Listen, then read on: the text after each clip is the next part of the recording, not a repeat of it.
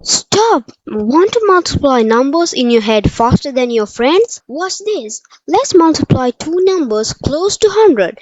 For example, 97 times 96. Step 1.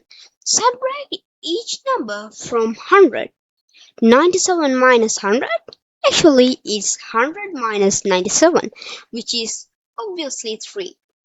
And 100 minus 90 is 4. Step 2. Subtract crosswise.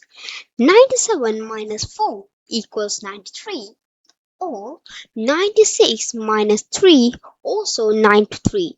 That's the first part of our answer.